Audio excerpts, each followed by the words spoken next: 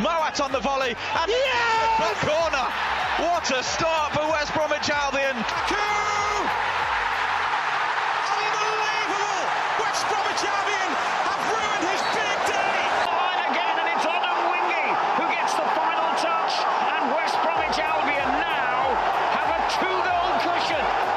The Baggies Podcast, giving you the latest news, views and opinions on all things Albion. Hello and welcome back to the Baggies Podcast, where of course we're giving you all the latest news, views and opinions on all things Albion. We are back again today with another episode. We're going to be talking about the past week of Albion action, including reaction to both the Huddersfield draw and the Fulham win on Tuesday night. But before we get into this episode, make sure you subscribe on your podcast platform or YouTube and leave a nice little rating if you've enjoyed the episode. But it's a big episode today because we're welcoming on a brand new guest. We're joined by YouTuber and Baggies fan. It's BucketHatSam. Sam, how you doing, mate? Welcome to the show. I'm buzzing, mate. It's a weird feeling. The next day, I still can't get over the win last night. It's a weird feeling. It's been a long time that I've felt this good about a game. And I feel like I've just forgotten the last 2 months of misery. And I'm just buzzing. I've been so annoying everyone at work today, just going on about how brilliant we were last night. And so, yeah, I'm buzzing. I'm buzzing to be on. Thanks for having me on, mate. Yeah, absolute pleasure. I've certainly been skipping around work this morning, to be honest, mate. But it's been a great 24 hours for Albion, and I'm sure we'll get onto that. But we're also here to talk a little bit about yourself, because you've got nearly 2,000 subscribers on YouTube. You've gained quite a following. If we sort of take it back to the start of your YouTube adventure, what made you start uploading those videos online? I think it was all obviously lockdown and things, sadly going back into that. I started uploading videos as with the first kind of easing in lockdown. I'd been living with my girlfriend and really annoying her, just talking about football, because the first time we lived together, and she said, you need to just talk to somebody else about it. None of my mates cared. So I thought, you know what, I'm going to put it out online. It's not a fancy story. It was as simple as that. And then I started putting stuff online. It started picking up, and I really started enjoying connecting with others and just talking about the beautiful game of football, because as much as I love West Brom, I love football as a whole, all levels and things like that. And so that it just kind of just grew from there. West Brom videos, Premier League videos, non-league videos, foreign football videos, and it's just kind of grown from there. And yeah, and then I get to meet people like you, mate, connecting with loads of the content creators. It's a great way of kind of just creating something and just creating a bit of a community. That's kind of the aim and what we're doing. Yeah, absolutely. And you like to, as you said there, you cover the depths and breadths of most football leagues, to be honest. Is that something you've always been interested in, just branching out and covering as much as you can? Yeah, so before all the lockdowns and things, I used to visit. I had a season ticket until the Tony Pulis era at West Brom, and I stopped going at that point, which I think a lot of people did. A lot of people kind of fell out of love with West Brom and things. And I started going to my local non-league games and traveling around and getting a real buzz for it. There's something about the grassroots football that I absolutely love. Obviously, West Brom will always be my club, but I do also love going to see these grounds and things.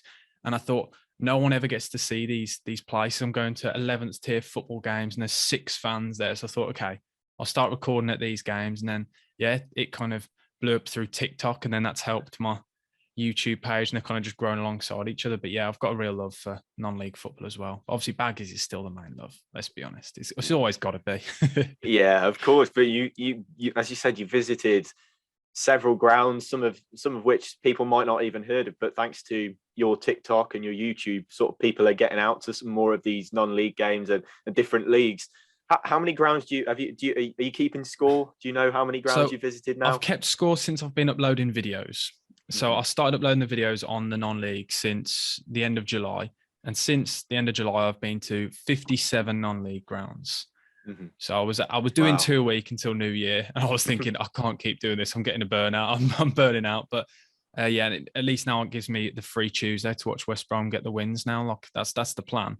And so 57 non-league, and obviously I don't record all the games I go to, so I do go to more, but I wouldn't have a complete list because it would be ridiculous. But I do need to start keeping more tabs on all the games that I go to.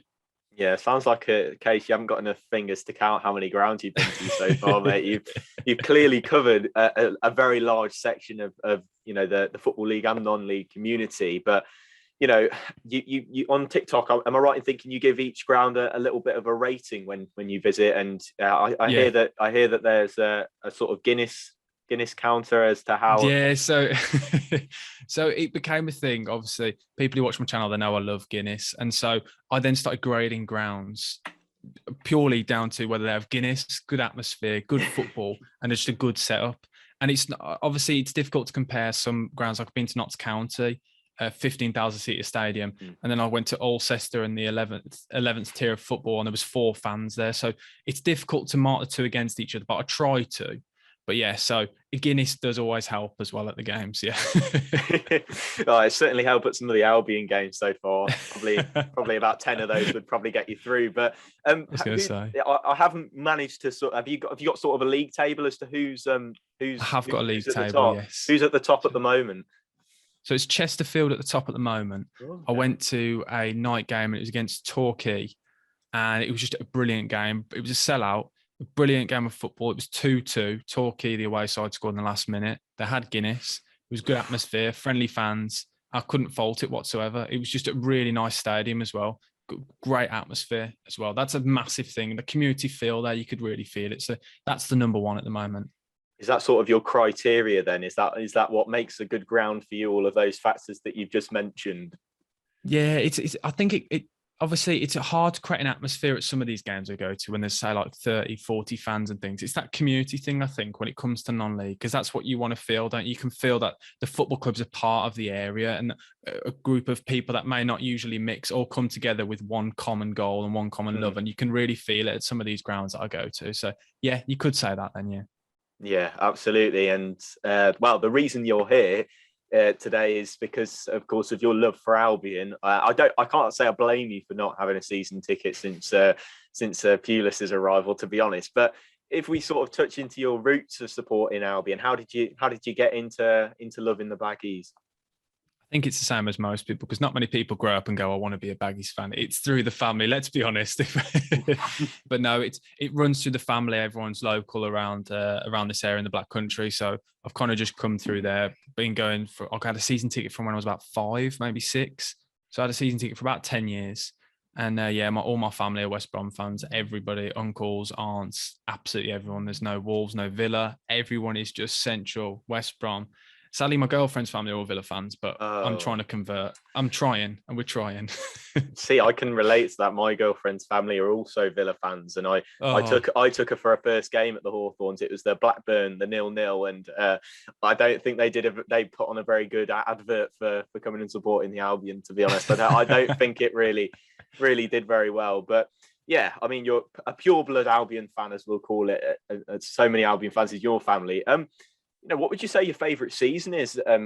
Watching as a fan, what would you say that your favourite campaign that you've witnessed?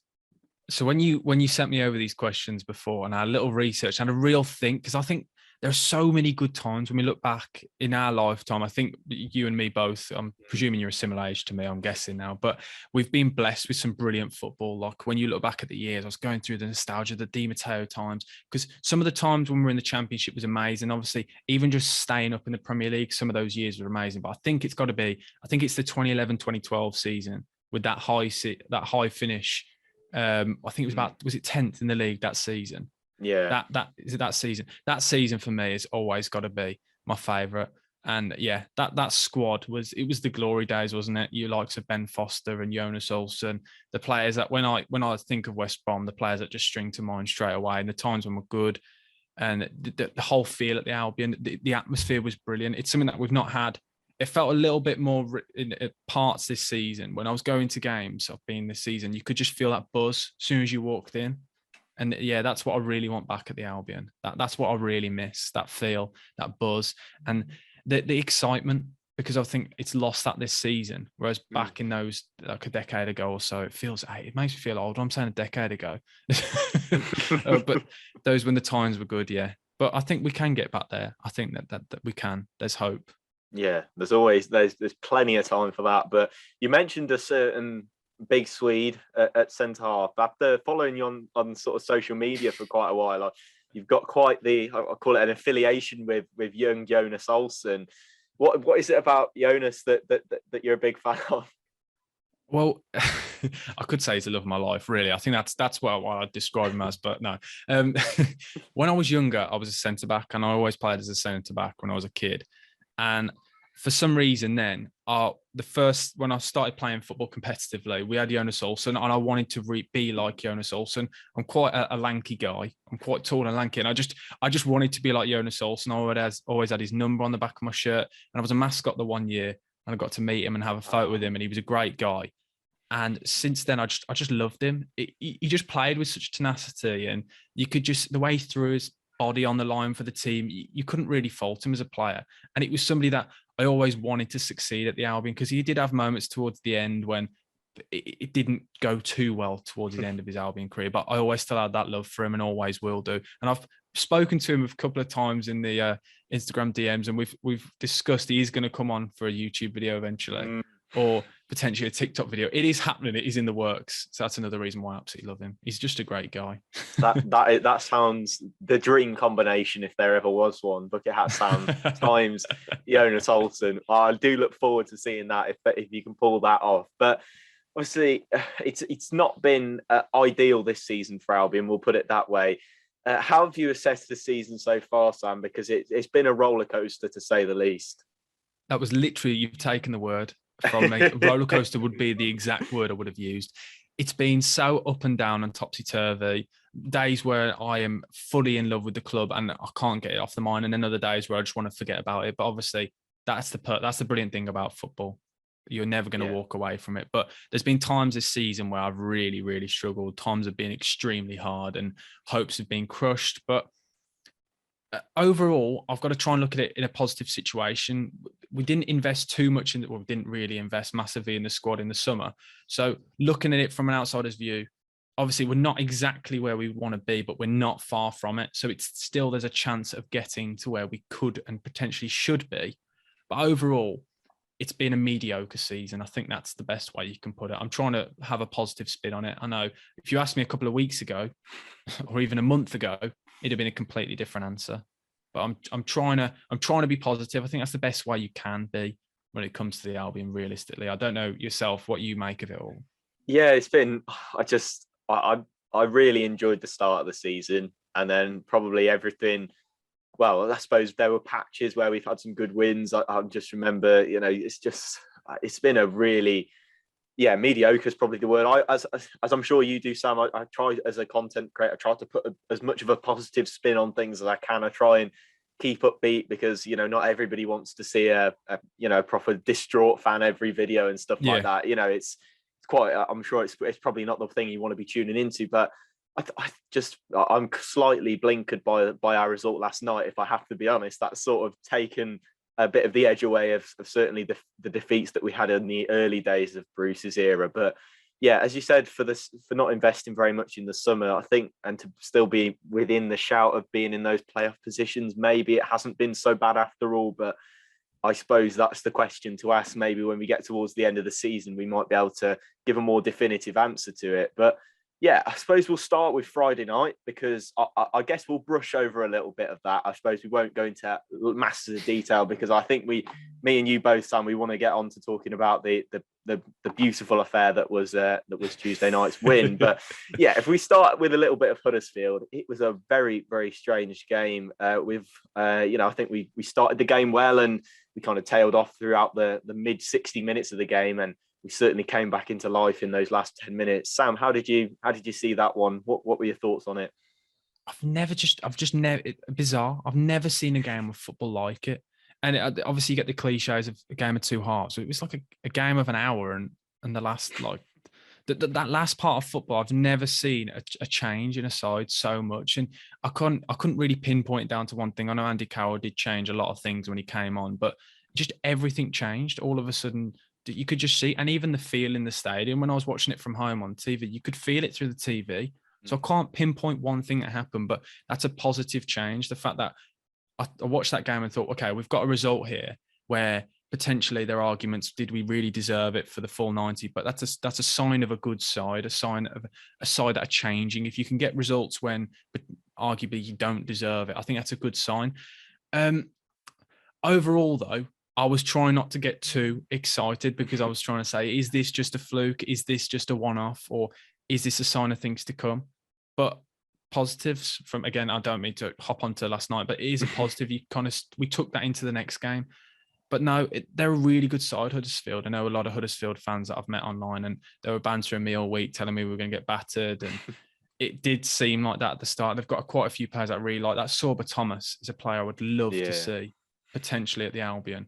I thought under Val, he'd have been perfect as like a wing back at that time, and whatever formation we do play. But I don't know how to feel about that game. I just thought it was a really, really bizarre game. And what would you say then? What I'd love to hear your opinions on this. I came away and I said, the first thing I said to my dad on the walk home, I said we could have won that. I said it was that bizarre that you were 2-0 down up until the last 6 minutes, and you could have scored.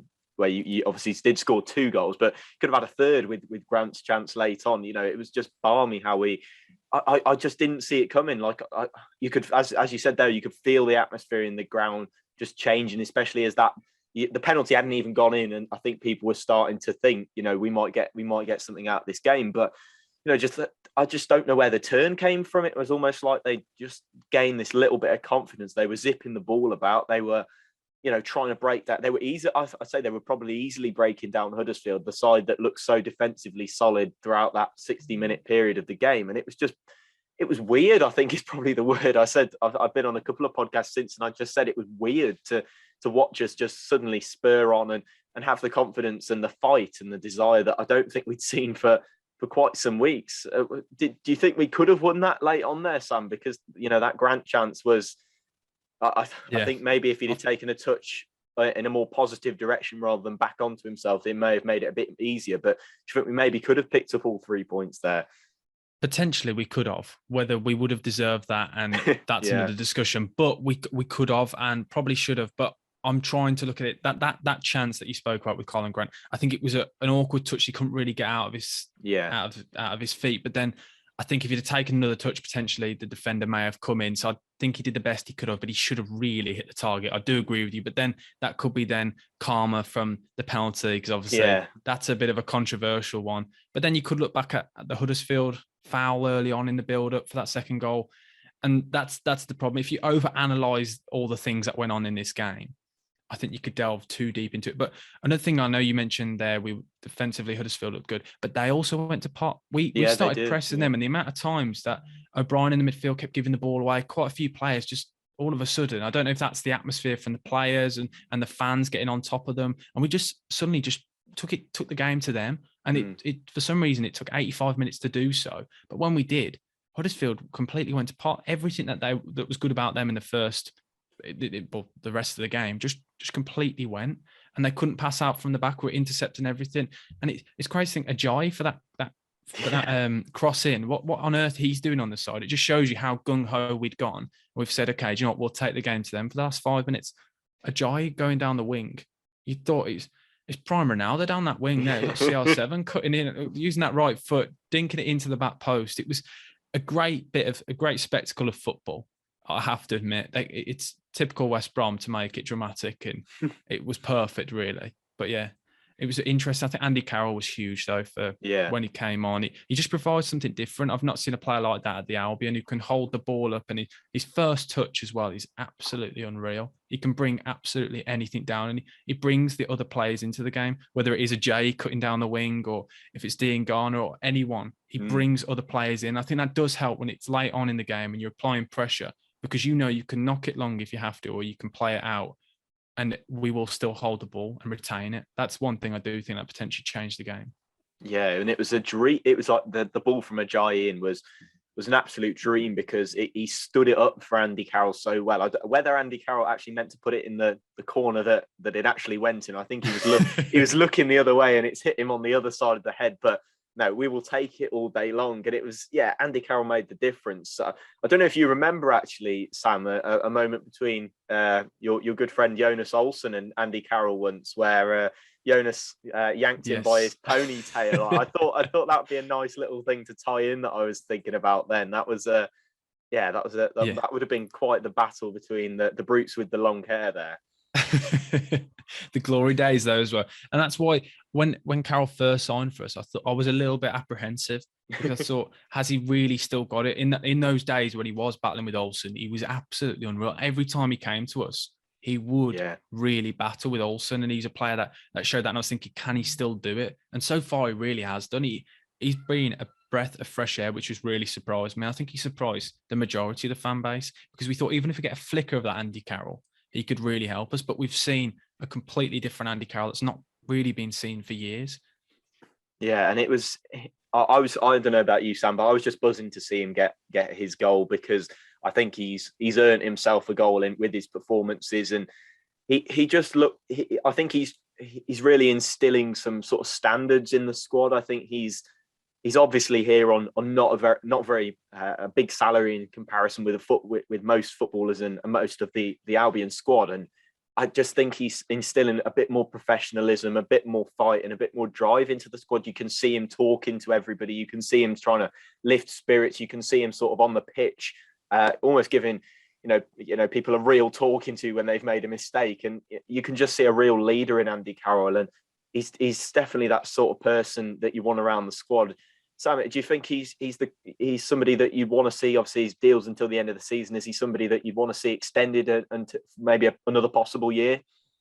I think he deserves it personally. I think what he's done, as you said, he set such a good example, and it's going to do wonders for the youth players watching somebody. I saw things on Twitter. I know after the game when he was doing his warm down, he was the last player there. Yeah. He was the first player there for the warm up, and he was the last player to do his warm down. That's such a good example from a guy who potentially, a lot of people when he first signed saying, is he going to really does he really want to be here? But you can see he's only here, as you said, for footballing reasons. And I think he deserves that contract extension. The fact he stayed fit as well, because that was another thing I was worried about. His fitness is good. You saw him when he came on last night. He was sprinting back. I know he'd only come on late on, but just to set that standard, he was tracking back. There were points when he was running back past the midfielders, tracking back runs.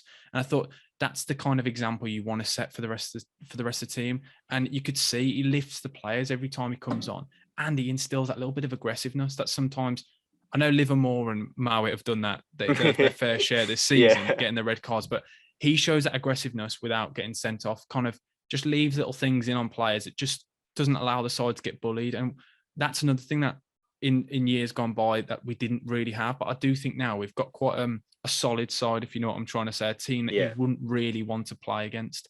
And he really instills that up top, and he bullies defenders. So I really like him. And whether he starts or not every game, it's just a complete different option that you can have from the bench, which just really troubles defences. Yeah, I don't think there's anybody better than him in the air, definitely in this division. So I think he just gives you a real alternative on the bench. You know, if you need a goal late on, you bring on Andy Carroll, because even if he's not going to score, he'll attract a couple of defenders, possibly even 3 defenders, to try and beat him in the air. And all of a sudden you make space for somebody else. So, it works. But yeah, Huddersfield was a weird game. As I said, that was just a little bit of a brush over it, because we all want to get into the juicy bit, really, which was we'll start that now. But West Bromwich Albion 1, Fulham 0. What a game, Sam! And it was a beautiful night at the Hawthorns, and an even better performance from the side. That's all you can say. It's just truly wonderful, isn't it? Those are the days when you come away from a game and you just think, that's exactly what I love about the Albion. It's exactly what I love about football. Games when you go into it and you have a little slight feeling, you say, do you know what? We could nick a win here today. But going into the game, my views were, I put it out online, we're either going to lose 6-0 or nick a 1-0 win. It could easily go that way. Fulham obviously scoring 90 goals this season, and Alexander Mitrovic had scored 35. We've scored before this game 39. He wasn't far off just our entire team. And I was thinking, we need to keep him quiet. And I thought Bartley, Ajay and Clark, yes, they've had moments in the game where they looked a little bit shaky, but the 3 of them kept him quiet. Really had that one chance when he put it over the bar. But that is the top striker in the league. And we kept that side down to 1 shot on target, which is absolutely mental. When you step back and think about this Fulham side that's not stopped anyone all season. They've been going gung-ho, demolishing sides, scoring goals for fun. And we've done a number on them. And it was great to see, because not only did we just sit back, and defend. We saw what Barnsley did against them on the weekend, and we applied that high press from the get-go. we set such a fast tempo.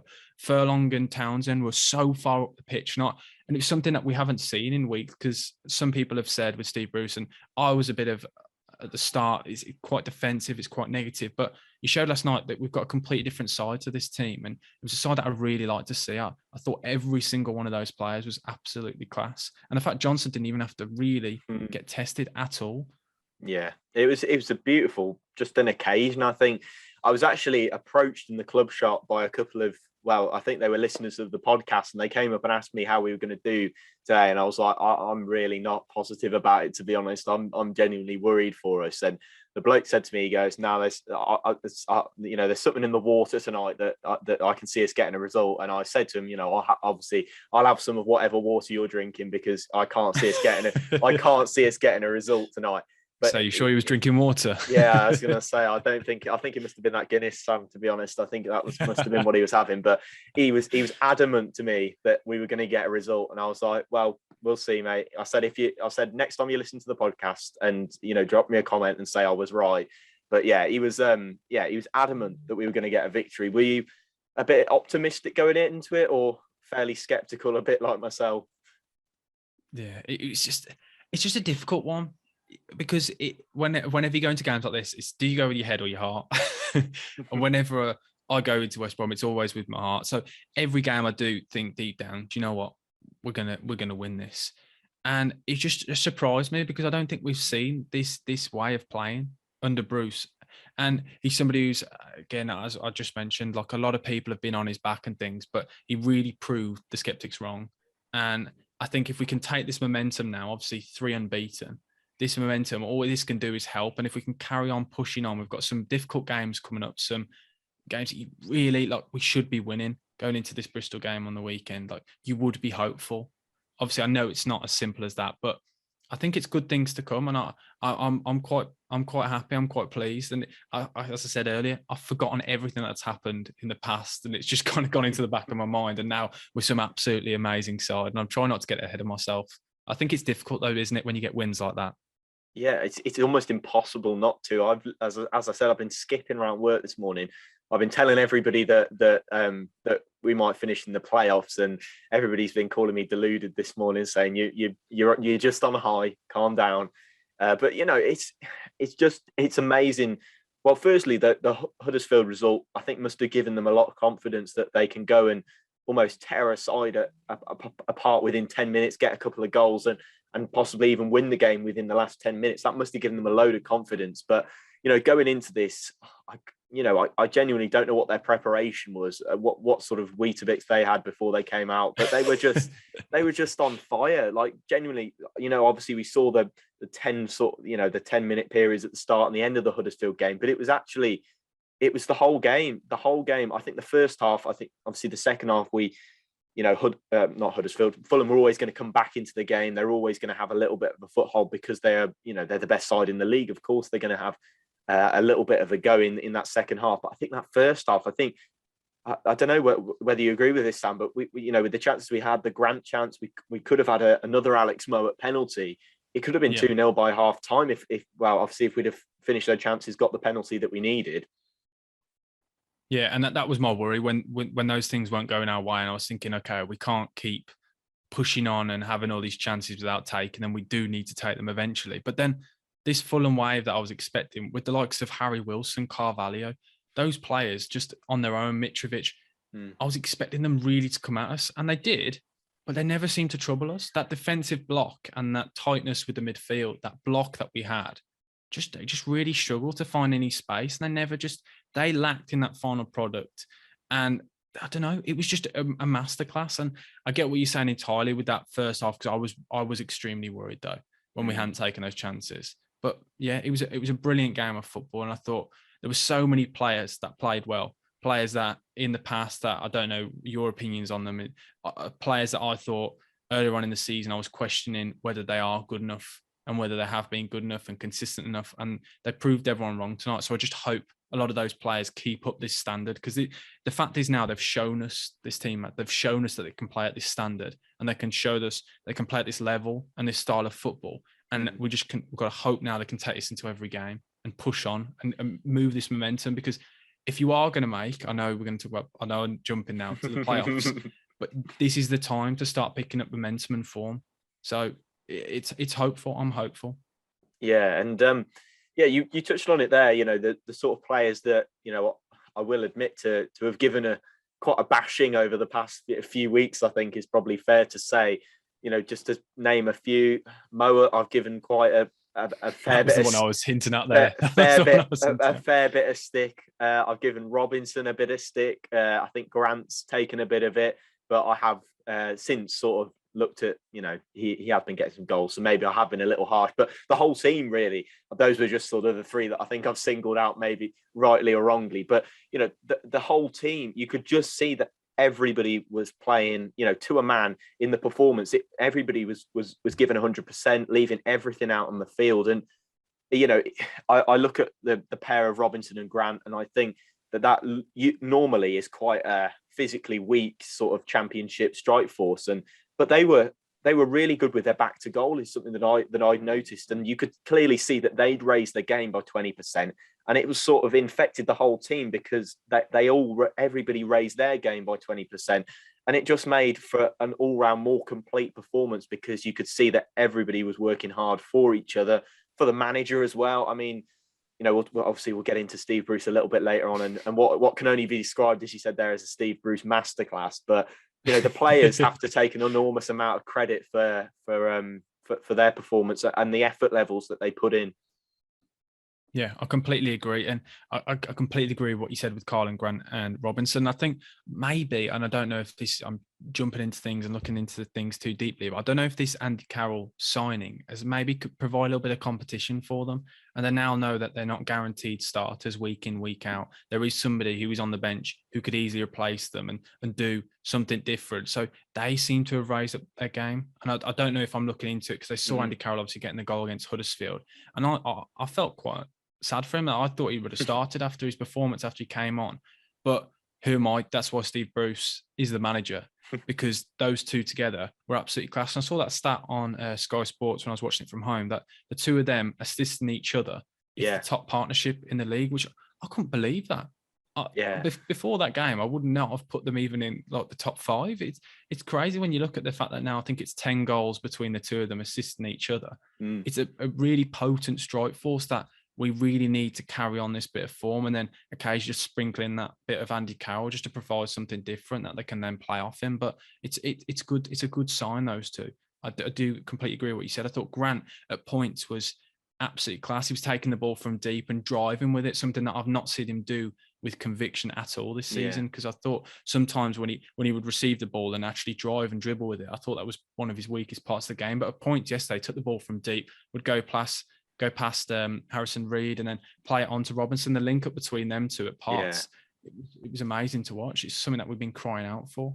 Yeah, the biggest shock for me, I couldn't believe it. I mean, whether that's just been the fact that I haven't been paying attention to the numbers, but Robinson's got 8 assists this season. I was really surprised. I'm fairly sure most of them are to Grant, to be honest. But I was surprised at the sheer number of assists that he's gained, and Grant's second in the assist charts for us with 5 assists. So, they really are a really good combination. And, although, as I said, I've knocked them at times this season and probably more often than not, but they proved, that they've got that combination, especially for the goal, and could have had it for the chance that Grant had as well. They could have had a little bit of a combination and another goal to add to their sort of combination tally. But yeah, their combination has been vital to Albion this season. I dread to think, well, especially without Grant's goals, but just where Albion would be without that partnership.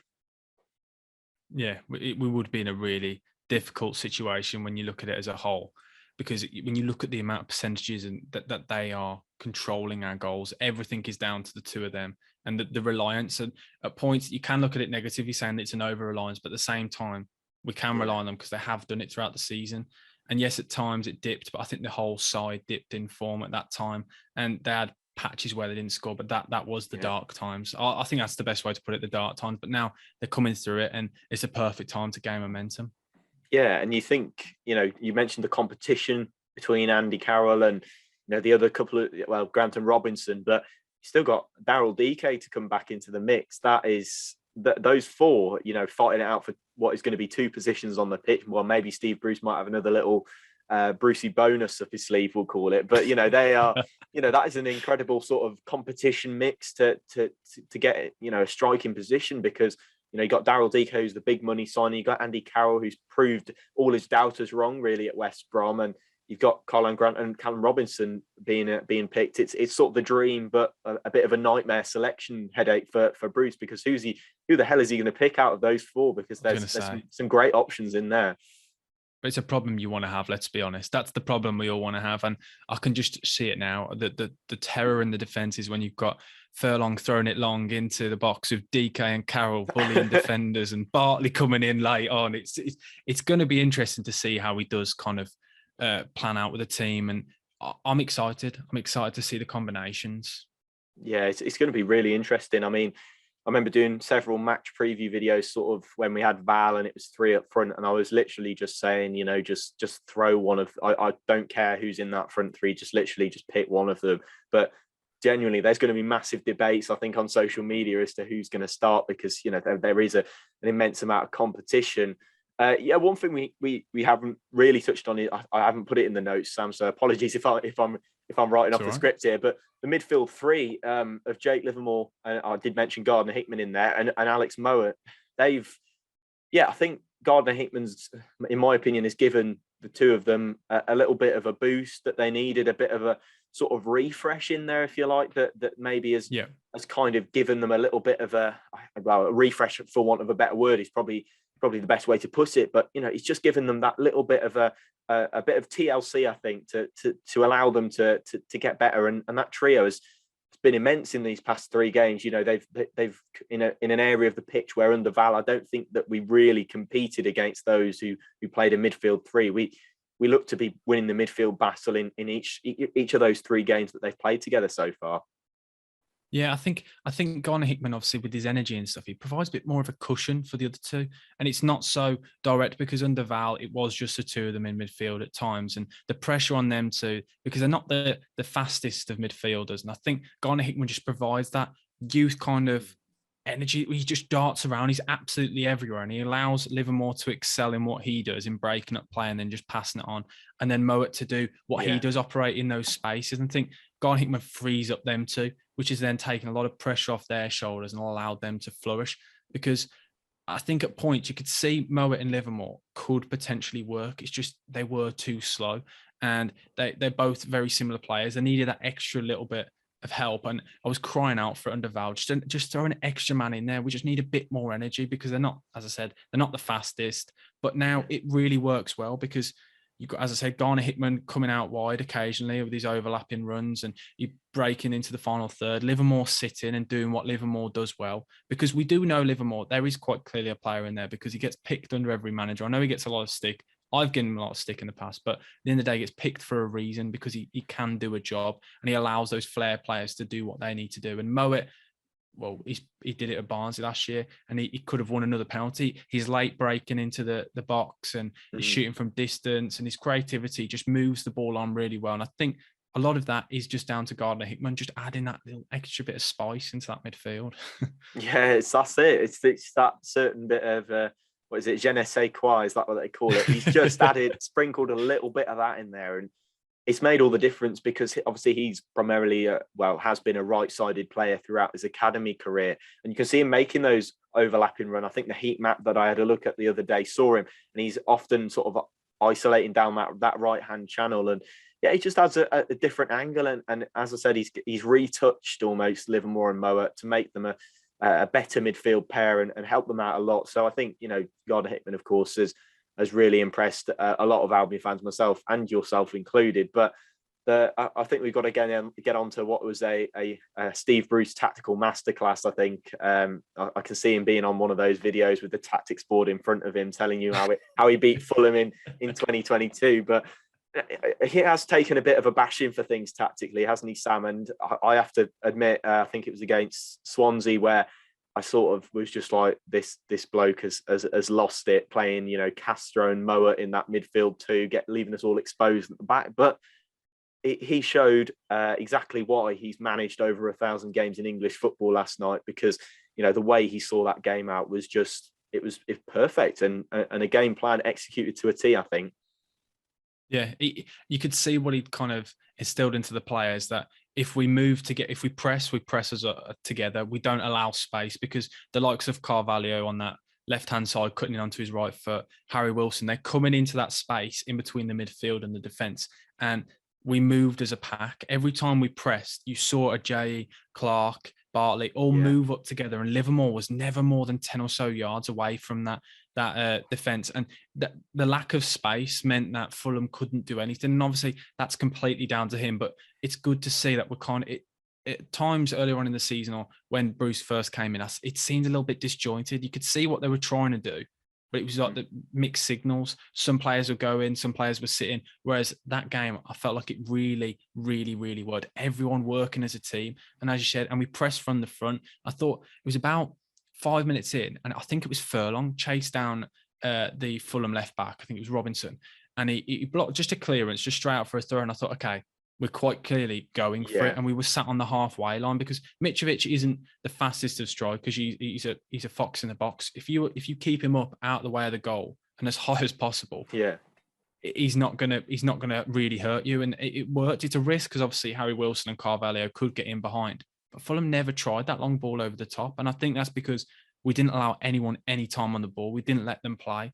And when we did sit back, the entire team sat back, and Grant and Robinson were closing down everything that they needed to. They defended from the front, every single one. We could really go through every single player and how well they played. It's just bizarre saying that.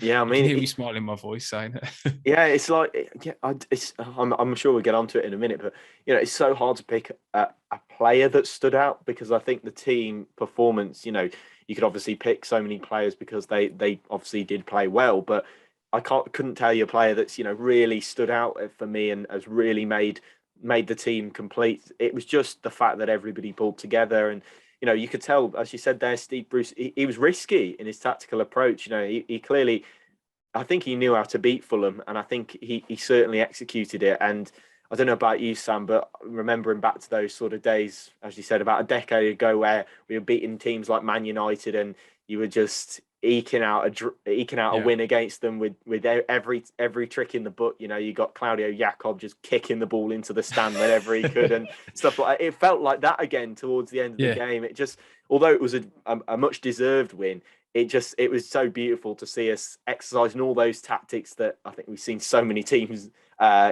bring against us so far this season. The sort of lower opposition who have come and played for a point, but this was special in that way. I don't know about you, Sam, but I just love seeing the sort of Furlong winding them up with the towel right at the end of the game just for no reason. It was beautiful, and taking the ball to the corner with Andy Carroll was special as well. Yeah, I'm all for it. There's something about a 1-0 win, isn't there? A scrappy 1-0 win. There is nothing better, because you know how much it hurts, because we've been on the other end of a lot of them. But that's why I feel so good. I know it's really petty, but I know those travelling fans, how they're going to feel, because I felt like that all season, and that makes me happy. I know it's a horrible thing to say, but those kind of wins, because it's well earned, well fought. It's just great to see 1-0 wins. I'm all for them. I absolutely love them. Yeah, they're beautiful, but as we've discussed, it could have been more than 1-0. But chances. We did have the chances, but I mean, it was just, as I said, beautiful to see us exercising dabbling in the dark arts, we'll call it, of football towards the last stages of that game. And I suppose, Sam, if I ask you to pick a man of the match, do you think you'd be able to with so many standout performers across the pitch? Okay, I'm going to go for so when I recorded a video straight after the game, a lot of the times I look back and reflect on what I've said and think, oh, okay, that was a heat of the moment thing. But I'm going to try and stick with what I said.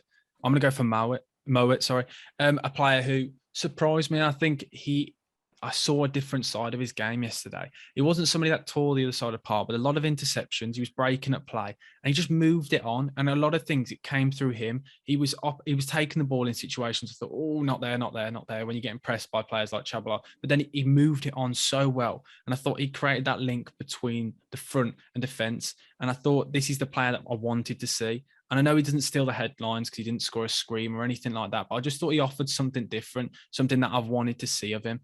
And the fight, and he didn't give away needless fouls. He's breaking up play legitimately, which we haven't seen too often.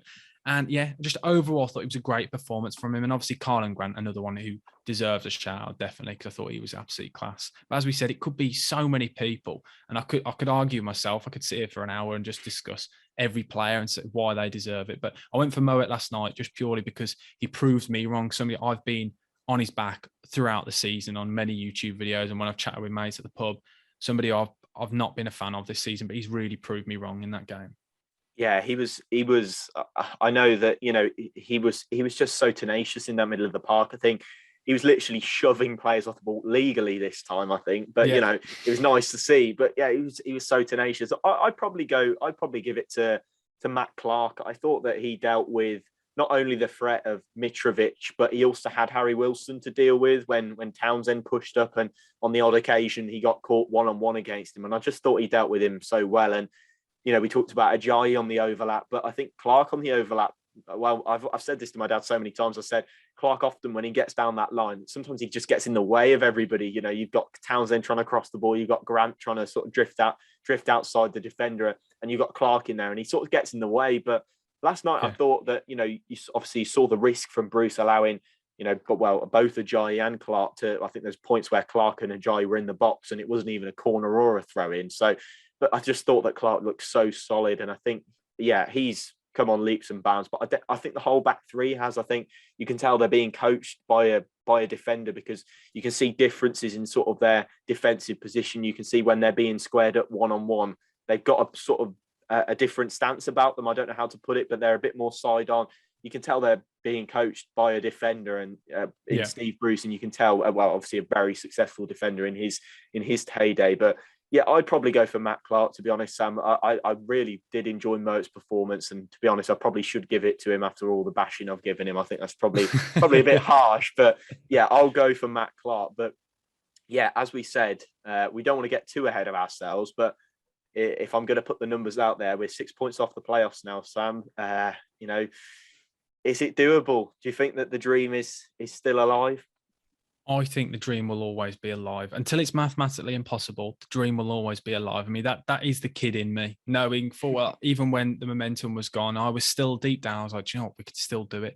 But as I said, it goes back to the point. This is the perfect time at this time in the season to start gaining momentum. We play, and we've set a standard now. We've got to match it, and we've set a mark to the rest of the league. We've gone and we've demolished Fulham in our backyard, and we said, this is our fortress, and we're coming to you guys now. We've got a bit of momentum. We showed it against Huddersfield, the two most, at the time, the top two, Huddersfield as well, unbeaten. Their run seemed to be going for about 10 years, that side, and we've shown them we can put two past them. And I think we've set a mark to the rest of the league, and I think we just need to keep doing what we can do and just focus on ourselves, because other teams will slip up, as we have throughout the season. So I think if we focus on ourselves, keep winning, we'll be there or thereabouts. But deep down, I have got a good feeling, but I think a lot of it is down to yesterday's performance, as we keep saying.